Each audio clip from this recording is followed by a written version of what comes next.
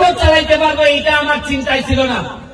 আমি মহান রাব্বুল আলামিনের কাছে শুকরিয়া জানাই যে যারা যে বলতেন যে আমাদেরকে দিয়ে কিছু হবে না, তারা দেখে যান স্পিড বোর্ডের কত গতি, এই গতিতেই সোনারঘাট বহুদূর আগে।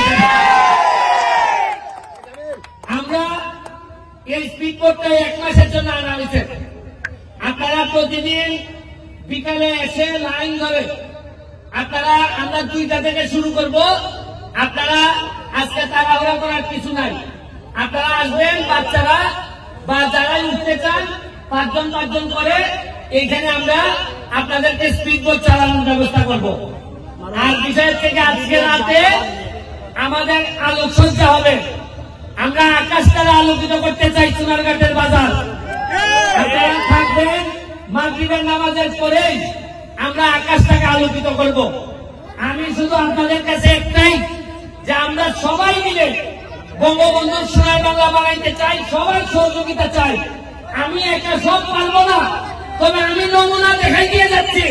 আরে আমার একটা বিশ্বাস আছে, এমপি যারা যদি আর নাও থাকি, আমি যদি পৃথিবীতে বেঁচে নাও থাকি, তাও বলে যাইতে পারবো সোনারঘাটের মরা নদীকে জীবিত করে যারা আমাকে সহযোগিতা করেছেন। দুলাল হাজি, আমাদের বাহার, আমাদের তাজুল বাহার, আমাদের সোহাগ, তানিম, যারা করছেন সবার প্রতি আমার কৃতজ্ঞতা রইল। বিডি ক্লিনের প্রতি আমার কৃতজ্ঞতা রইল। বিডি ক্লিন এখানে আইসা আমাদের ময়লা পরিষ্কার করে গেছে। শুনেন, 4.5 মাসে মাত্র নমুনা দেখাইছি। এইবার বুঝেন 4.5 বছর হইলে কি দেখবেন। পরিষ্কারের কাজ পুরা 3 কিলোমিটার রাস্তা হবে, ওয়াকওয়ে হবে, এই স্পিড বোট চলবে। এইখানে চেয়ার টেবিল দিয়ে আপনারা বসে বিকালবেলা চা খাবেন এবং সুন্দর পানির ব্যবস্থা করব। আপনারা যে এই বাড়িগুলো আছেন, আপনাদেরকে বলি, আপনারা ময়লার পানি আল্লাহর রাস্তে পৌরসভার সাথে আলাপ করে আপনারা যার যে ময়লা পানিটা যদি নিজেদের মধ্যে রাখেন, যেভাবে আমার বাসায় আমি রাখি। আমি তো আমার বাসার ময়লা নদীতে ফেলি না। আপনাদের সাথে আমি, আপনারা আমার লোক, আপনারা আল্লাহর রাস্তে ময়লা ফেলেন না, কারণ ময়লা ফেললে আপনাদের সাথে যুদ্ধ করে আমরা পারবো না। কিন্তু আমি আল্লাহর রাস্তে আপনাদের কাছে চাই, বৃহত্তর স্বার্থে, সোনারঘাটের স্বার্থে আর ময়লা ফেলেন না। ময়লা পরিষ্কার করতে 40 বছর লাগছে। আপনাদের সহযোগিতা আমি চাই।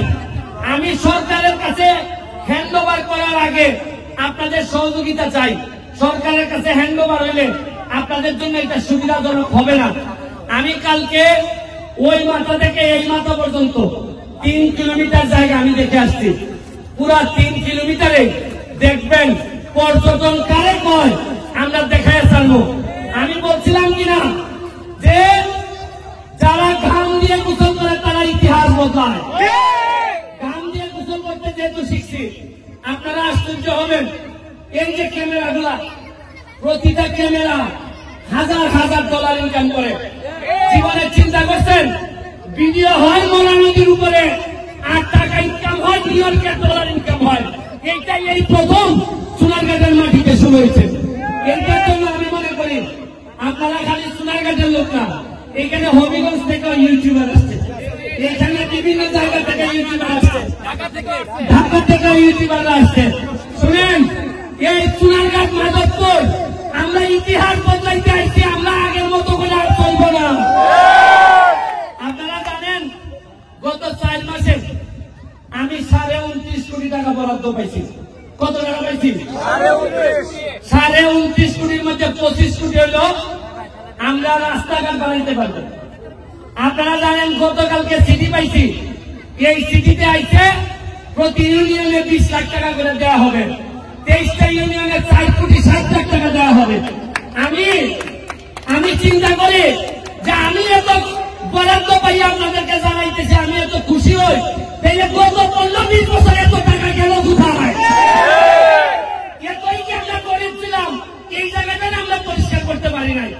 কিছু বললেই আমার বিরুদ্ধে। আমি এখন কি করবো বলেন? কারো বিরুদ্ধে বললে আমার বলে যে আগামীবার এমপি যাচ্ছেন, তোমার ভোট নাই। আমি বলছি আমার আর এমপি লাগতো না। আরে নিজের জন্মস্থানের সেবা 5 বছর পাইছি, এর চেয়ে সৌভাগ্য আর কিছু হয় না। এটাই আমার জন্য যথেষ্ট।